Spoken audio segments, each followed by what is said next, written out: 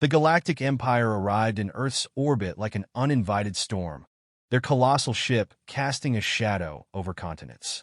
Their message was simple and absolute. Your planet now belongs to the Empire. Tribute must be paid in resources or servitude. Refuse and face annihilation. The transmission echoed across every device on the planet, the cold mechanical voice silencing cities, homes, and governments alike. Humanity, for all its flaws and divisions, shared a single emotion in that moment: fear. The galaxy was no longer a distant mystery. It had arrived, and it demanded submission. The Empire had done this countless times before. Each time, they encountered a new civilization. Their demands were met with trembling compliance or futile resistance. Their conquests were swift, their dominance absolute. The Empire was used to being obeyed. They had expected Earth to bow, as others had. Their envoy observed the human species with thinly veiled contempt. Primitive technology, fractured societies, and no significant spacefaring capabilities. A backwater world that would fold easily under their might. The envoy smiled as they delivered the ultimatum, already envisioning the resources Earth would soon supply. But beneath the fear, another feeling began to grow, a simmering defiance. Humanity was no stranger to existential threats, whether self-made or natural. While other species might have seen submission as survival, humanity saw only indignity. "We may be outmatched," a diplomat whispered during an emergency meeting of global leaders. "But we are not without a choice." The response was not immediate. Humanity requested time to discuss terms, and the Empire, indulgent in their arrogance, granted them a week. The delay was seen as an admission of defeat. Surely, the humans would beg for leniency by the deadline. In truth, humanity was preparing. Military leaders coordinated defenses, mobilizing assets that were laughably inferior to the Empire's arsenal. Scientists worked tirelessly, analyzing the scant data gathered on the alien fleet. Engineers repurposed Earth's modest satellite network into a rudimentary defense grid. Every sector of society contributed in whatever way they could, from the hacker dismantling encryption codes to the farmer donating resources for those on the front lines. Amid this flurry of activity, a scientist voiced what many had only dared to think. "They've never faced us before." That's their first mistake. There was no boasting in her tone, only a grim confidence born of understanding. Humanity, for all its flaws, thrived under pressure. The week passed, and the Empire awaited the inevitable plea for mercy. Instead, they received a single-word reply broadcast across every channel. A word so defiant, so audacious, that it momentarily stunned the Imperial envoy. No, the envoy's expression darkened. This wasn't surrender. This wasn't negotiation. It was rebellion. In the vast history of the Empire, few species had dared to defy them. Fewer still had survived the consequences. With that single word, humanity had made its choice. The Empire's response to humanity's defiance was swift and merciless. Within hours of receiving the insolent no, their fleet repositioned, and orders were given to commence the assault. The envoy scoffed at Earth's audacity. Resistance from a species so clearly outmatched was nothing more than a delay to the inevitable. The Empire had subjugated countless worlds. Earth would be no different. Massive warships descended into Earth's atmosphere, their weapons charged and primed for obliteration. The Empire's strategy was simple: annihilate all major centers of power, destroy any capacity for organized resistance, and then impose their rule. A display of overwhelming force would crush the will of the population. But as the bombardment began, something unexpected occurred. Their energy blasts, meant to incinerate cities, dissipated harmlessly against an invisible barrier. Confusion rippled through the Empire's command structure. How could a species so technologically primitive generate shields capable of withstanding their weaponry? The answer lay in humanity's ingenuity. Earth scientists had repurposed the planet's magnetic field, harnessing its energy to create a protective barrier around key areas. It wasn't perfect, and it required massive coordination and sacrifice to maintain, but it was enough to stall the Empire's initial assault. What the Empire had dismissed as a delay turned into a stalemate. Frustration boiled within the Imperial ranks. Ground forces were deployed to bypass the shields, but they encountered resistance far more fierce and resourceful than expected. Human soldiers, armed with nothing more than outdated weaponry and sheer determination, outmaneuvered the Empire's troops. Improvised tactics, booby traps, guerrilla warfare, and sabotage turned every battle into a costly endeavor for the invaders. Meanwhile, Earth's cyber warfare teams launched their own offensive. They had studied the Empire's communication networks, and while they couldn't overpower them, they could disrupt them. Coordinated attacks on the fleet systems caused chaos. Ships lost contact with their command structure. Orders were scrambled. Drones fired on friendly units, mistaking them for enemies. One particularly audacious pilot, flying an outdated fighter jet, managed to exploit a weakness in the Empire's formation. With daring maneuvers, he led an Imperial ship into an ambush, where a hastily modified missile brought it crashing down. The sight of the burning wreckage sparked hope across the globe. The Empire, unused to prolonged resistance, began to reevaluate. Their commanders debated whether they had underestimated humanity. The envoy, watching from orbit, seethed with frustration. This was not how conquests were supposed to unfold, but the Empire was not one to retreat. If humanity wanted to resist, they would escalate.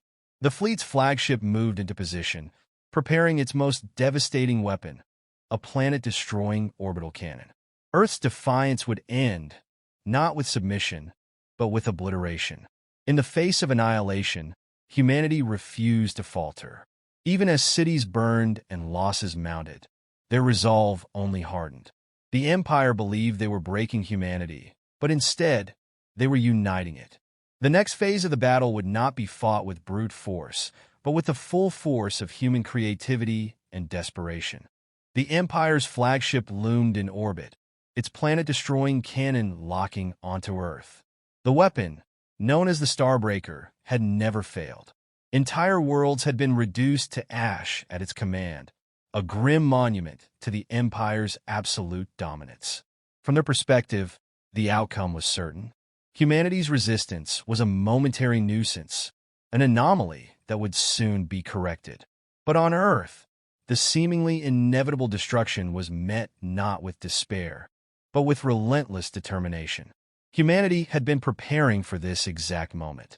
For years, before the Empire's arrival, quiet efforts had been underway to anticipate the unknown. Beneath the surface, humanity's greatest minds had worked on something extraordinary, a system designed not to overpower, but to outthink any invader. The plan, known simply as Aurora, was humanity's secret weapon. It was an AI-driven countermeasure designed to exploit weaknesses, adapt to alien technology, and turn the enemy's strength against them.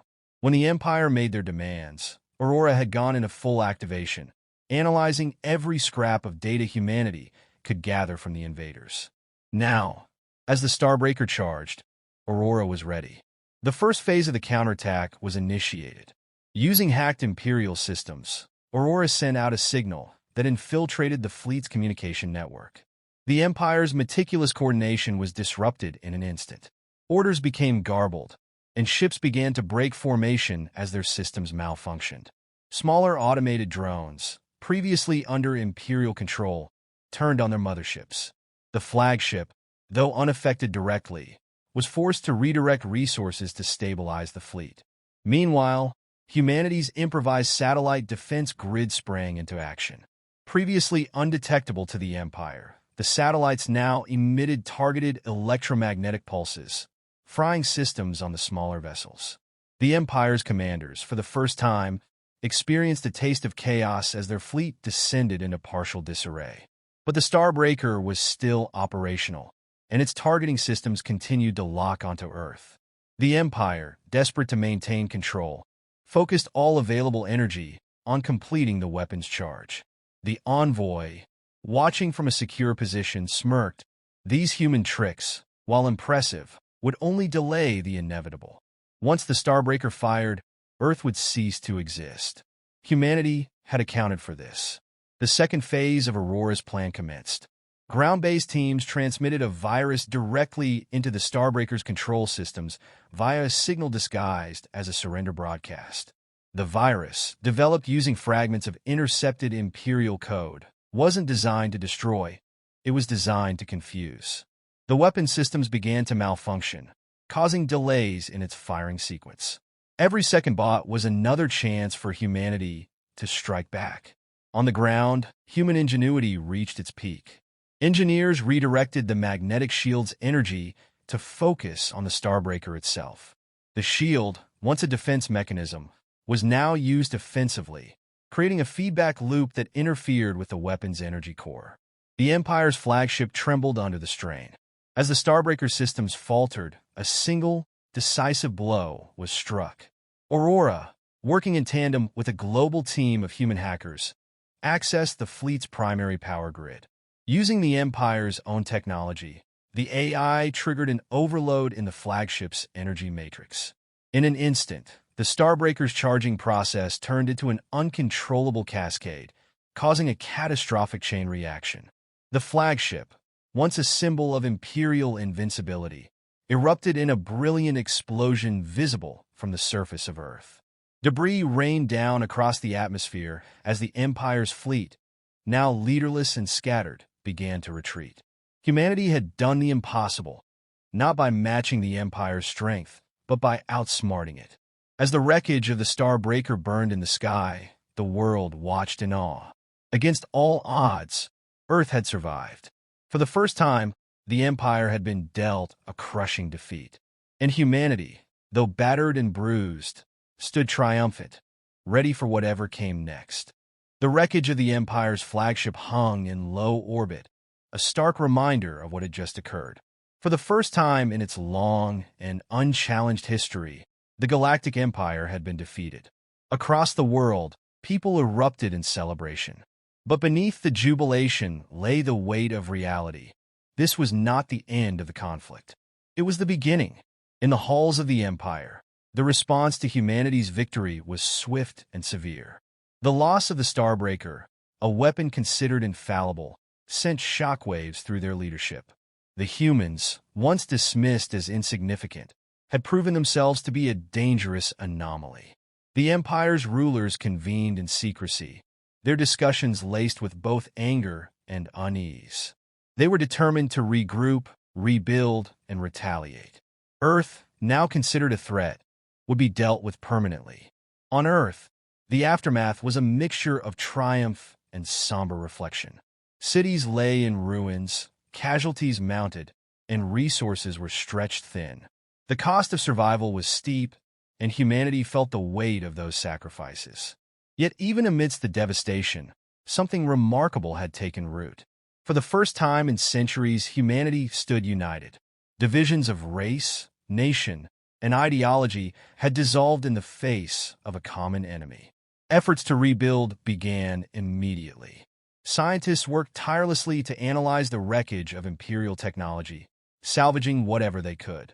Reverse engineering the Empire's devices provided insights into advanced energy systems, propulsion, and weaponry. The scientist who had spearheaded Aurora addressed a global assembly, her voice resolute. They came to destroy us, but they've only made us stronger. Every scrap of their technology is now ours to learn from. Engineers and military strategists focused on bolstering Earth's defenses.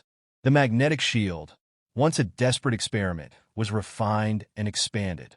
Satellite grids were fortified, and experimental spacecraft designs were fast-tracked. Humanity wasn't just preparing to defend itself. It was laying the groundwork for its own exploration of the stars. Among the ruins, there were moments of quiet determination. A farmer, standing amidst scorched fields, rebuilt his fences with steady hands. A child, clutching a makeshift toy, watched as volunteers repaired their town. These small acts of resilience mirrored the larger effort. Humanity was rebuilding itself, piece by piece. Meanwhile, the Empire's retreating fleet regrouped at a distant outpost. Imperial commanders, humiliated and enraged, analyzed the battle. They debated how a species so technologically inferior could have resisted them. It wasn't their strength, one commander admitted bitterly. It was their unpredictability. The humans, they realized, thrived under conditions that broke most species. Their creativity, adaptability, and sheer defiance made them uniquely dangerous. On Earth, the military commander who had led much of the resistance delivered a speech broadcast to the entire planet. "We face the greatest power in the galaxy," he said, his voice firm. "They demanded our submission. We gave them defiance. They thought they could break us. Instead, we proved what humanity is capable of when we stand together. This is our planet. This is our home, and we will never bow to anyone." As he spoke, the camera panned to the sky, where the debris of the Empire's fleet still glinted in the sunlight. It was both a warning and a symbol. Humanity would not be conquered. The final days of the conflict left a lasting mark on Earth, but they also set a new trajectory. Humanity, for all its losses, had gained something invaluable: a sense of purpose. The Empire had come to claim tribute, but it had instead awakened something they could not control. In the quiet that followed, humanity looked to the stars. They knew the Empire would return, but they would be ready. They would not just defend, they would explore, innovate, and, if necessary, take the fight to the Empire itself. The story of Earth's defiance would spread, whispered in dark corners of the galaxy. The humans had refused to kneel, and in doing so, they had changed the balance of power. One word, simple, defiant, and resolute, had reshaped the galaxy. "No,